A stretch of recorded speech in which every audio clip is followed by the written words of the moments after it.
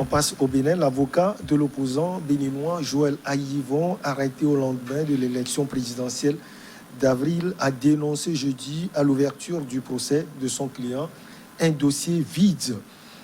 Joël Aïvon, un professeur agrégé de droit âgé de 47 ans, est jugé par la Cour de répression des infractions économiques et du terrorisme pour atteinte à la sûreté de l'État et blanchiment de capitaux. Le Magloa Kimayo, dossier vide, complètement vide, selon les avocats de l'opposant béninois.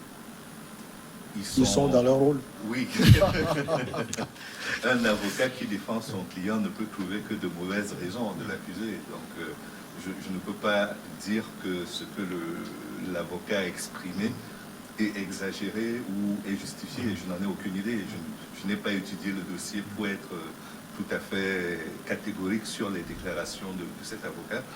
Mais une chose est certaine, c'est que on est quand même dans un cas où le concerné a été arrêté et on a dit qu'il allait être jugé en flagrance. C'est une procédure de flagrance qu'elle est mise sur pied. Qu'est-ce qu'on lui reproche, lui, Magloa? On lui reproche à la fois de la déstabilisation et du blanchiment d'argent. Ce sont les deux principales accusations auxquelles il fait face. Et si c'est un procès en flagrance, logiquement, au bout de 72 heures, vous passez devant le juge, les preuves sont tellement accablantes que vous êtes immédiatement condamné. Mais là, ça fait plusieurs mois qu'il est en prison et son procès a encore été renvoyé. Et il a été renvoyé parce que justement, c'est pas en flagrance qu'on doit le juger. Donc ça fait qu'il y a une espèce de cacophonie au niveau des juges et du procureur qui donne des arguments aux avocats pour s'exprimer comme ils l'ont fait, pour être un peu dans l'exagération peut-être, mais pour en tout cas dénoncer quelque chose qui peut être considéré comme un dysfonctionnement de la part de la justice béninoise. Adam, comment on peut expliquer ce méli-mélo total au niveau de la justice béninoise? Non, la justice, moi je pense que cette volonté de partir talent de pouvoir toujours mater toutes les voies dissidentes et à sa politique qui est beaucoup plus exprimée avec cette arrestation de Aïvo. Puisque moi j'estime que si aujourd'hui, c'est vrai, on a dit avec son arrestation que voilà, c'était une procédure flagrante, etc. Mais au même moment, il n'y a pas d'élément justificatif de pouvoir le faire. Et on traîne. C'est en cela que l'avocat trouve véritablement opportun de dire que c'est un dossier vide. Et je pense que pour nous les profanes, je ne suis pas juriste, je pense que lorsque vous lisez bien dans les lignes, ça prouve effectivement que le dossier serait vide. Puisque de toutes les façons, après 72 heures, on attend et ça traîne, on l'a encore reporté. Donc cette volonté de partir talon est beaucoup plus exprimée en ce sens que voilà, cette justice-là qui est créée, elle est naturellement juste créée pour en fait faire taire ou embasser pratiquement toutes ces voies dissidentes-là. Et ça continue pas de se faire. C'est en cela que moi je me suis dit, qu'entre-temps avec cette sortie de la société civile au Bénin, pour faire de Patrick Talon le porteur du témoin de la limitation de mandat. Or, on sait que c'est un professionnel du double langage, quelqu'un qui ne respecte pas, en tout cas, jusqu'au jour d'aujourd'hui, lorsqu'on prend la politique béninoise, elle a fait véritablement un recul criard. Donc, je pense au début, il a parlé d'un mandat de 7 ans. Voilà, et il est revenu encore sur ses paroles, etc. Donc, Patrick Talon, on ne le comprend pas. Et justement, si même, entre-temps, parce que permettez quand même qu'on puisse donc parler de ce dossier-là, si entre-temps, Patrick Talon avait estimé, voilà, qu'à la fin de son mandat, il quittera le pouvoir, au même moment, cette société civile-là n'a pas pris en compte le fait que, puisque c'est les deux cas, Sénégal et le Bénin, au fait que c'est vrai, les présidents qui choisissent eux-mêmes leurs adversaires. Puisque c'est le cas, le Sénégal aussi l'a connu, on l'a connu avec toutes les élections qu'on a connues au Bénin. Ce président-là ne peut pas être un modèle de pouvoir donc prendre le témoin de la limitation du mandat. Puisqu'il n'a même pas... Surtout qu'il a déjà la concurrence du président du Niger, Issoufou Mahamadou, qui a respecté la limitation pour le coup. Oui, voilà. Donc il y a d'autres exemples. C'est en cela que je dis, est-ce qu'il y a vraiment une sincérité dans cette démarche de cette société civile-là au regard de la personnalité choisie pour porter donc ce témoin-là? Ça cause problème. C'est cela, moi je dis réellement, si cette société civile-là était dans une logique de pouvoir mener véritablement le chef d'État actuel à pouvoir respecter cette limitation du mandat, il fallait choisir le bon exemple. Patrice Talon ne fait pas le bon exemple, c'est lui-même qui va choisir ses adversaires, c'est lui qui embassit pratiquement toutes les voix dissidentes, les oppositions. Vous ne pouvez pas aujourd'hui contredire Patrice Talon dans ce pays. Donc je pense que la question est là et mérite d'être posée avec acuité. David Diagmavi, détention arbitraire, Patrice Talon passe par ces faits pour faire taire complètement des opposants, dont Yvon, qui est un opposant farouche à son régime. Bah, ailleurs, c'est pire que ça. Hein. On en a vu ici. On en a vu au Togo, on en a vu dans d'autres pays. Au même moment, on ne peut pas encourager cela au Bénin. On ne l'encourage pas, mais si l'opposant est tombé sous le coup de la loi, c'est pas parce qu'il est opposant que la justice ne va pas faire son travail. Au même moment, on ne respecte pas les procédures de la loi. Mais la procédure, elle est laquelle? C'est celle qui est instituée par la justice. Yvon est accusé, il est en accusation. Au-delà des 2 accusations, qu'il apporte les preuves et qu'il s'estime et qu'il s'estime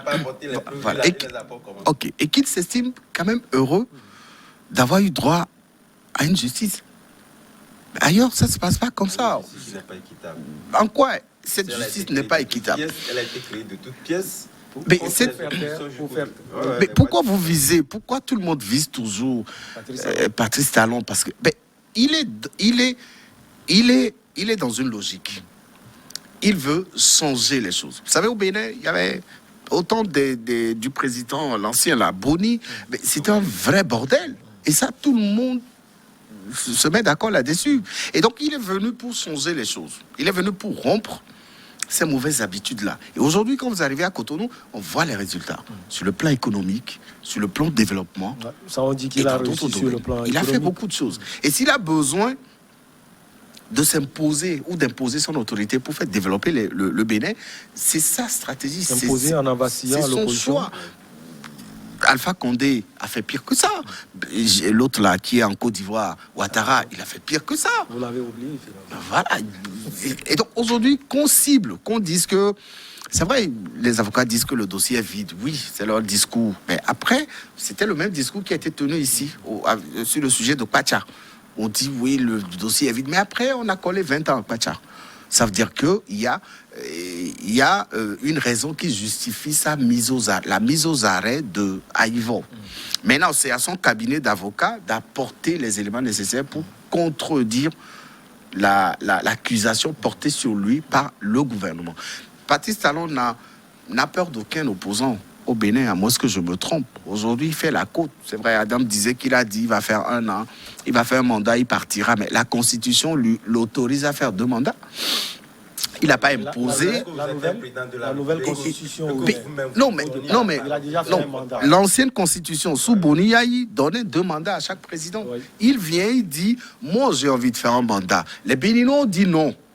Ne fais pas un mandat, on te donne un 2e mandat. C'est pas lui qui a décidé, c'était l'Assemblée nationale. Et l'Assemblée était constituée... Non, attends. L'Assemblée nationale était constituée des représentants du peuple. C'est ce qu'on dit. Je ne crois pas que mon confrère va me démentir.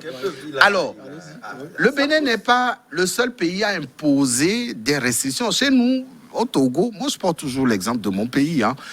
On a un âge. Pour être chef d'État, on a un âge, minimum et maximum.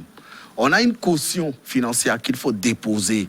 Donc chaque pays avec ses réalités. Si Talon demande des parrainages et que les opposants n'étaient pas capables d'apporter ces parrainages, ce n'est pas de sa faute. Non, la machine était grippée par le passé. Vous savez très bien que vous ne pouvez pas avoir ces parrainages-là. Normalement, si vous aimez la concurrence, en réalité, on prend des mesures d'abord pour empêcher les gens de pouvoir avoir ces parrainages. Quelle mesure il a prise? Non, David, il faut c'est ton ami. Non, mais Talon, je ne le connais pas. Hein.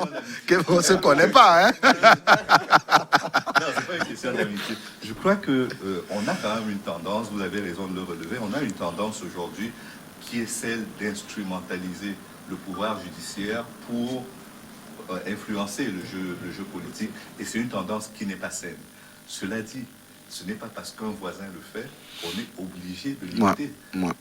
Que Alassane Ouattara l'ait fait, que Alpha Condé l'ait fait, ou que n'importe quel autre chef d'État de la sous-région l'ait fait, cela ne donne pas la légitimité au président Talon de reproduire exactement les mêmes travers. Nous sommes quand même des personnes adultes, et si on a élu Patrice Talon la première fois comme président de la République, c'est parce qu'on estimait qu'il était l'homme de la situation et qu'il était capable de prendre des mesures, y compris les plus impopulaires, pour que son pays se porte bien, à la fois en termes de démocratie, parce que la démocratie, c'est quand même la séparation des pouvoirs judiciaires, exécutifs et législatifs. Et si malheureusement, il y a l'un des pouvoirs qui prend l'ascendant sur les autres, ce n'est pas un bon signe de la vitalité de la démocratie. De l'autre côté, on a un autre problème, c'est que Patrice Talon, pendant plus de 40 ans, a financé toute la classe politique béninoise. Donc, à minima, il les tient par les financements qu'il leur a accordés jusque-là. Aujourd'hui, il est dans une posture de président de la République qui le met au-dessus encore plus, parce que non seulement il a un pouvoir financier sur ses adversaires et concurrents, mais il a également cet ascendant institutionnel que lui apporte sa fonction. Et donc, je pense qu'il devrait avoir quand même un peu d'humilité et parfois arriver à se mettre à la hauteur des autres pour leur expliquer ce qu'il fait, afin qu'on n'ait pas l'impression qu'il est dans un passage en force. Les réformes vous le voyez plus porter l'habit de chef d'entreprise? Je crois qu'il dirige le Bénin comme il dirige ses entreprises. Et ce n'est pas une mauvaise chose en soi. C'est-à-dire, si vous le faites dans le sens de l'intérêt national, je ne vois pas pourquoi je reprocherais à un président de gérer son pays comme on gère une entreprise. C'est une gestion rigoureuse qui porte ses fruits. Vous dites qu'il y a des résultats concrets qu'on peut... Je ne suis pas allé à Cotonou. Il faut aller voir. Il faut aller voir. Mais j'ai entendu beaucoup de personnes me dire qu'il y a des résultats sur le plan économique. Mais on ne doit pas se limiter aux résultats économiques. Il faut qu'à côté de l'économie, il y ait du social. Il y a quand même une réforme qui est une casse du système social, telle qu'aujourd'hui, vous pouvez être recruté et le lendemain ou dans un mois, on vous met à la porte d'une entreprise sans qu'il y ait aucune autre forme de procès. Le système social est aujourd'hui à minima cassé par le président Talon. Ça attire les investisseurs, mais dans le même temps, ça fragilise énormément les travailleurs et les citoyens. Et je ne crois pas que ce soit une bonne chose. Il faut arriver à trouver un juste milieu pour que les personnes n'aient pas l'impression d'être écrasées par le leader qui est déjà fort parce qu'il est au-dessus de la mêlée et qu'il est intouchable parce que le président de la République... Mais je pense qu'il ne faut pas aussi passer sous silence la gestion du pouvoir des 10 années de Yahi Boni. Oui, de Yahi Boni. Et là, c'était encore pire. Au temps de Yahi Boni, vous pouvez vous accorder avec moi que cette facilité à l'opposition d'avoir accès aux dossiers ou alors à des prises de décision n'était pas aussi immédiate. Et on a vu ce que ça avait donné. Vous vous rappelez l'opposition traditionnelle sous Thomas Yahi Boni. Oui, et vous vous rappelez tous ces procès qui ont été collés à ses opposants sous Yahi Boni. Mais quand Patrice est arrivé, il faut quand même reconnaître. C'est vrai. Adam n'est peut-être pas d'accord avec sa façon de voir les choses, mais je dis non, la démocratie au Bénin, on dira qu'elle a pris un coup, oui, mais aujourd'hui, il y a quand même cette vitalité qu'on constate. Et c'est la stratégie de l'homme. Et quand il est arrivé... Quand on est le pays qui a inauguré le cycle des conférences nationales souveraines sur la démocratie africaine, et donc qui est venu faire concurrence en quelque sorte au seul modèle qui existait en Afrique de l'Ouest, c'est-à-dire le Sénégal, pour devenir l'exemple de la démocratie en Afrique de l'Ouest, on ne peut pas se satisfaire de ce que nous voyons aujourd'hui. Oui, mais tout ça n'est pas consécutif. Tout ça n'est pas consécutif à la gestion du pouvoir par Patrice Talon. Non, mais c'est des années d'investissement. Tout ça est consécutif de tout ce qui s'est passé sous les autres présidents. Et aujourd'hui, en 5 ans, Patrice Talon ne peut pas changer la démocratie au Bénin. Il apportera ce qu'il peut comme nouveau. Et si le nouveau n'est pas bien apprécié par l'opposition, c'est son droit. Il y a eu les élections. Les Béninois étaient sortis pour aller aux urnes. Il y a eu un président qui a été élu. Je comprendrais si on me dit que Patrice Talon s'est imposé de force et qu'il n'a pas organisé des élections et qu'il a choisi d'être là. Dans d'autres pays, on a vu. Et donc aujourd'hui, il faut aussi interpréter la stratégie de Talon sous sous un autre angle qui permettra d'avoir plus d'appréhension sur ce qu'il est en train de Adam, faire. on lui reprocherait aussi d'avoir parlé aux journalistes français, à Joël Yvon. Ça, c'est une manière sous-jacente. Oui, vous savez, moi, au début de la politique de Patrice Talon, moi, je l'avais apprécié parce qu'il avait calqué cette politique-là sur le modèle sud-africain qui estimait que dans nos pays ou dans nos pays sous-développés, on ne pouvait pas chaque jour avoir de ces multitudes de partis politiques. Et depuis, on prend peut-être 3 ou 4 présidents, et successivement, aucun parti politique n'est arrivé à pouvoir donc faire élire son leader. Donc ça posait problème. Et là, moi, je partageais naturellement donc cette appréciation de la politique. Mais au même moment, je pense que lorsqu'on veut implémenter une politique, il ne faudra pas prendre des mesures restrictives pour empêcher ceux-là qui étaient là. C'est vrai que ce n'était pas un bon modèle, on est d'accord, puisque les gens étaient pratiquement dans le business, ce qu'on a reproché en son temps, mais au même moment, arriver quand même à les écarter. Pour vous, c'est le jeu démocratique qui n'est pas ouvert. Ouais, non, le jeu démocratique, même faussé, ce n'est même pas une question d'ouverture. Oui, de toutes les façons, c'est vrai. Si aujourd'hui on apprécie, on dit que voilà, c'est des années de politique conjuguée qui amènent à cela. Moi, je dis non. Yahya Boni était là, il avait ses travail, certes, mais aujourd'hui, on parle d'un point de vue politique. Le Bénin a eu un recul lié au fait, c'est du factuel. Yahya Boni, on ne peut pas comparer ce que nous constatons aujourd'hui sur le plan politique. C'est vrai qu'il avait eu des démêlés avec Patrice Talon lié à des choses que la France avait estimées, ce n'était pas juste. Mais aujourd'hui, c'est cette même France qui estime que voilà, sa méthode, c'est une méthode dure, c'est une méthode répressive, c'est une méthode qui écarte pratiquement les autres acteurs politiques. On ne peut pas faire une politique dans un pays comme ça. De la même manière, il est en train de préparer. C'est pourquoi moi je dirais tantôt, il est en train de choisir ceux qui peuvent être candidats à l'avenir, puisque lui-même, si même, je le dis tantôt, si même il prenait la décision de ne plus se représenter, c'est pas à lui de choisir les candidats qui doivent aller aux élections. Mais il n'a jamais choisi. Non, il n'a jamais choisi. Il n'a jamais choisi. Non, c'est pas ça. Non, c'est pas la même chose. C'est pas la même chose. Non, Patrice n'a jamais choisi de candidat. Et ici, je dis, on prend des mécanismes, des méthodes pour bloquer les autres de pouvoir. Donc, était ouvert, l'opposition sont revenus. Voilà, dans quel sens? Moi, je ne...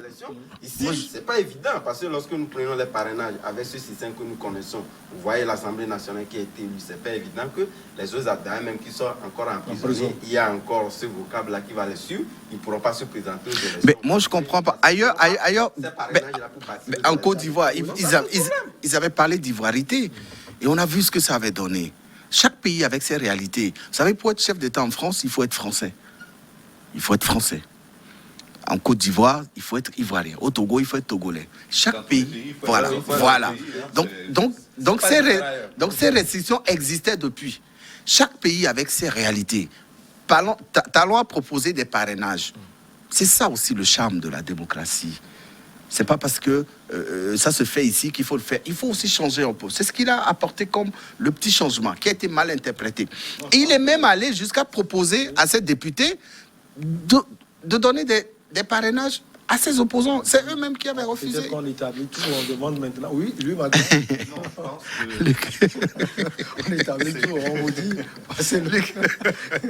Oui. Non, je crois qu'on ne peut pas se satisfaire de ce qu'on voit aujourd'hui au Bénin. On ne peut pas s'en satisfaire pour de nombreuses raisons. Sous quel prisme? Ouais, justement, les raisons. Sous le prisme du bon sens, simplement d'abord. C'est-à-dire que quand vous prenez le cas du Niger, le président Issoufou, en partant, a demandé à sa famille politique de désigner son successeur. C'est le parti qui a désigné Bazoum comme candidat. Et ils n'ont rien fait pour empêcher les autres de se présenter. Ce qui est différent avec le Bénin, c'est qu'on a une Assemblée nationale aujourd'hui et des réformes qui sont faites sans tenir compte des équilibres dont on a besoin sur la scène nationale. C'est-à-dire, ici au Togo, il y a ce cadre de concertation qui existe avec les acteurs pour les acteurs politiques. Et c'est tant mieux, parce qu'il n'y a pas que ceux qui sont à l'Assemblée nationale qui ont la parole. Et donc, à partir du moment où vous prenez des décisions qui concernent la vie politique nationale, je crois qu'il y a un besoin de faire que les gens n'aient pas l'impression qu'on est en train de leur braquer leur soutien. Et c'est ça qui est arrivé. Parce que la réforme a été faite en sorte que tout doit se passer selon le bon vouloir du président de la République. L'Assemblée nationale est monocolore. Et quand elle est monocolore, ce n'est bon pour personne. C'est la majorité présidentielle qui est à l'Assemblée nationale et c'est elle qui décide de la vie de la nation sur toute la période du mandat. Ce n'est pas ça. il faut qu'il y ait un équilibre. Il faut qu'on arrive à avoir au moins 2 ou 3 partis qui sont relativement opposés au président de la République, véritablement, pour que même si ce n'est pas une cohabitation, au moins qu'on entende un son de cloche différent. Mais si c'est le souhait du prince de dire donner des voix... Non, Talon n'est pas... Talon n'est pas un prince, hein? Non, il n'est pas prince. Il est président de la République. Si on considère que c'est la volonté du président... Non, pas sa volonté. C'est la volonté populaire. C'est la volonté des Béninois. C'est la volonté des Béninois. Vous avez fini. David, est-ce qu'on aurait quelque chose contre les journalistes français au Bénin? Parce que lui, Magloire, il est franco-camerounais. Non, sur la question, oui. On lui reproche cela aussi. Oui, c'est vrai que moi, sa politique envers les médias n'est pas à encourager. Bon, je suis journaliste. Non, pas seulement que les médias étrangers. Il a fait emprisonner un confrère au Bénin qui était passé par un procès duquel il était sorti finalement. C'est vrai que beaucoup estiment que Talon a une dent contre les médias français, plus précisément. Mais ces mêmes personnes oublient que Talon choisit ces médias français auxquels il s'adresse la plupart du temps. Je crois que sa dernière interview était faite entre RFI et France 24, voilà, dans son palais à Cotonou. Donc, si il estime que Ivor Joël n'avait pas le droit de s'adresser aux médias, moi je suis pas d'accord. Les médias ne choisissent pas les personnes vers qui ils vont. Les médias ne choisissent pas les obédiences politiques. Non, quand il y a quelque chose à dire, il faut ouvrir le champ pour que tout le monde puisse s'exprimer. Et qu'on accuse Ivor d'avoir parlé aux médias français, c'est quand même un peu trop. Je ne pourrai jamais, en tant que journaliste, soutenir ce petit grain qui est glissé dans le lot d'accusations qui est porté contre Est-ce qu'il est grave? On lui reproche d'avoir planifié ou bien d'avoir voulu faire assassiner une personnalité. Qui n'est pas prouvé. Ça va être prouvé, hein. Mais vous savez, moi, plutôt, je suis plus favorable pratiquement à cette appréciation ou carrément à cette manière de faire de Parti Talon. David l'évoquait tantôt, il n'a pas choisi seulement que les médias étrangers. Lorsque vous voyez les sorties Après cette interview, Parti Talon a fait au moins deux sorties sur les médias nationaux. Donc vous voyez, c'est quelqu'un qui d'abord choisit les médias nationaux par lesquels il s'exprime majoritairement. Lorsque vous allez au Bénin, c'est mon excellent qui le fait avec la chaîne nationale où on invite les autres médias qui viennent. Donc il ne donne pas priorité. Voilà, il ne donne pas priorité, comme c'est le cas dans d'autres pays de la sous-région qui choisissent naturellement plus les médias internationaux. Quel pays Voilà, Parti Talon, c'est l'exception. Et ça, moi, je suis d'accord avec lui parce que, de toutes les façons, lorsque vous choisissez de vous exprimer sur les médias internationaux, la plupart étant vous venez, Bassolé au Burkina Faso, il avait eu les mêmes problèmes. Et puis ce sont des médias les plus audibles. Et là, lorsque vous vous exprimez sur ces médias, on pense que voilà, c'est là où l'indépendance de l'expression politique est plus accessible pratiquement sur tout le continent. Et ça dérange un peu. C'est en ce sens qu'on estime que voilà, bon, on l'accuse d'avoir ces mots-là. Même moi, sur ce cas, moi je suis d'accord avec Parti Talon, qui choisit majoritairement et avant tout les médias nationaux. Moi, je crois que c'est du populisme de comptoir de vouloir insister sur les médias auxquels on s'adresse.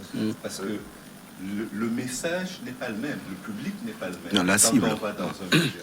Si on veut s'adresser à l'international et que les médias nationaux n'ont pas un accès à l'international, on ne fera pas ce choix-là. On choisira de s'exprimer sur un grand média international qui a une diffusion importante.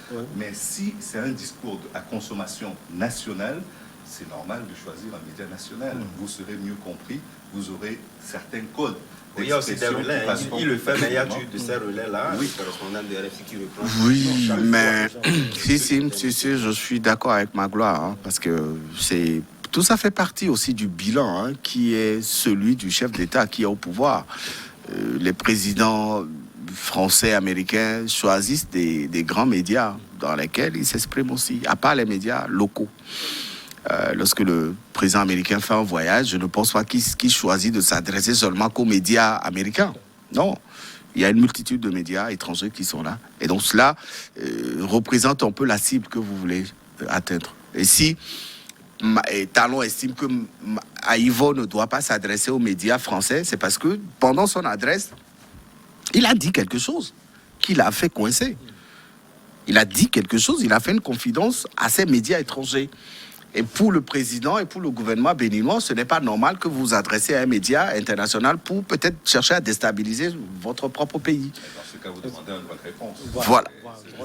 Justement,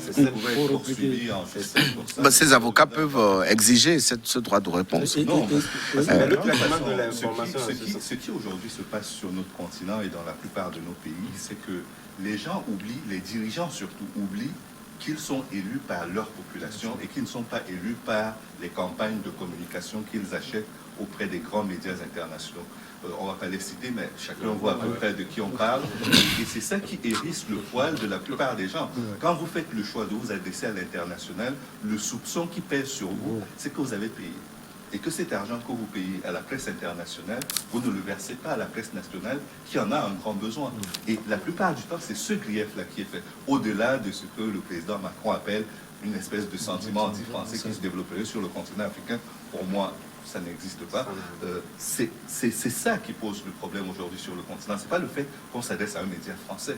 Et si on s'était adressé à un média russe ou à un média américain, est-ce que cela aurait changé quelque chose fondamentalement? Non. Mais le fait est qu'aujourd'hui, la plupart de nos acteurs politiques ont l'impression qu'ils sont élus par l'extérieur, par la communication qu'ils font à l'international et qui leur apportent le soutien des grands pays occidentaux, alors que la campagne, elle se passe d'abord au pays. Si on veut s'adresser à la presse internationale, il y a des moments pour le faire. Vous prenez la Maison-Blanche, quand elle ouvre sa communication, vous avez tous les médias qui sont présents. Pareil pour l'Élysée, pareil pour toutes les autres palais présidentiels. Quand il y a un besoin de communiquer de façon large, on convoque tout le monde, la presse nationale comme la presse internationale. Mais si le discours, si la cible du discours est nationale, quel intérêt d'appeler un grand média à l'international? Je ne vois pas. Oui, Adam, il était aussi interrogé sur l'avenir de ses opposants en Bastille. On a parlé de grâce présidentielle. Il dit non, la justice fera son travail. Oui, ce qu'on oublie, c'est que Aïvo est d'abord constitutionnaliste. Et c'est le cas, vous prenez pas la Côte d'Ivoire, où chaque fois on interroge Nguessan sur des questions politiques, géopolitiques. Nguessan, bien sûr. Donc il était donc pas Afin Nguessan. C'est un politologue. Ah oui, Nguessan. Sylvain. Il est le référent au niveau des médias internationaux qui passe que par rapport à tel usage de telle politique, quelle est son appréciation par rapport à cette démarche-là. Donc Aïvo intervient la plupart du temps pour donner sa vision, sa lecture de la situation politique au Bénin. Et ça, c'est surtout sur cet aspect de la chose que Talon lui en voulait. Donc ça n'a rien à voir, mais on oublie, c'est vrai qu'il est politique. Au même moment, il a la casquette de constitutionnaliste où on peut naturellement donc orienter certaines questions liées donc à la vie politique du Bénin. Ouais. Comment sortir de cet imbroglio général au niveau de la justice? Laisser la justice faire son travail. Vous comptez sur la justice béninoise? Talon lui-même était passé par la même justice béninoise, sous Boni Yayi. Dans le dossier d'empoisonnement, vous vous rappelez? Oui. Il était passé par... Il avait eu... Il avait demandé de laisser la justice faire, je pense qu'il n'aurait jamais été président de la République. Oui, mais il a eu confiance en lui. Il sait qu'il était innocent dans ce dossier d'empoisonnement. Et donc, il avait répondu présent quand il a été convoqué. Laisser la justice béninoise faire son travail.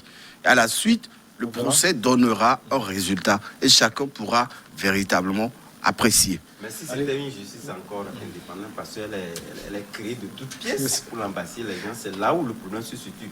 Parce que lorsqu'on prend l'appareil judiciaire dans son ensemble, depuis lors, je pense que le Bénin est un bon exemple en matière d'un certain nombre de... Mais vous rappelez quand même que le directeur de la brigade de lutte contre la drogue, etc., du côté du Bénin, a été mis aux arrêts. Il n'est pas opposant à Talon. Ouais. Allez, on va marquer la pause pour le journal et on revient juste après avec nos chers invités.